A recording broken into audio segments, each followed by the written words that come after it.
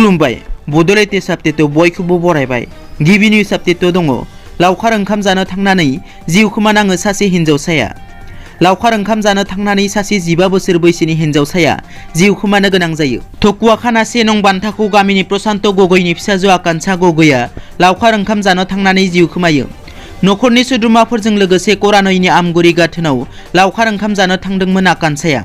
नाथाय बे समावनो दैमायाव गोग्लैनानै गोमानायाव नखरनि सोद्रोमाफोरा नागिरदोंमोन। नखरनि सोद्रोमाफोरा नागिरनानै हिनजावसाखौ बोखांदोंमोनब्लाबो दैमायाव गोग्लैना जोबथाहांबोदोंमोन। नैथियाव दङ प्रमद बर'आ बुंदों रायजो राजाफ्रा हेफाजाब होयोब्ला गोजोन हाबा मावलांनो हागोन।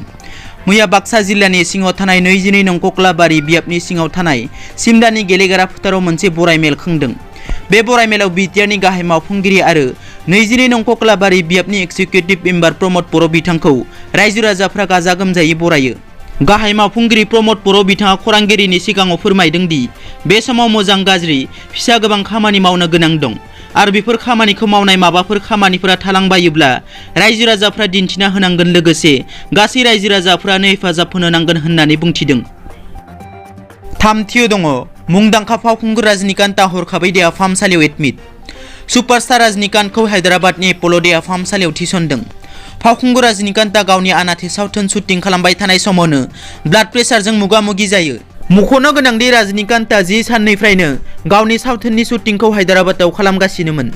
बिथांनि सावथुननि सानैसो फावगिरिफोरा कर'ना पजिटिभ नुजाथिदोंमोन आरो सुपारस्टार रजनीकान्तनि कर'ना रिपर्टआ नेगेटिभ फैदोंमोन। ब्रैथियाव दङ गोसो थोज्लायनायनि मुङाव सासे सेंग्रानि जिउ खहा। जुलि जाखांनाय हिनजाव गोदानखौ गोसो थोनाय सेंग्राया लायनो थांना जिउ गोमानांदों। बे जाथाया जादों उत्तर प्रदेशनि देवरिया गामियाव। सासे सेंग्राया गोसो थोनाय सिख्लानि जुलि जाफैनाय फिसायनि न'आव गोसो थोनाय सिख्लाखौ लायनो थांनाय फिसायनि नखरजों बुथारजादों।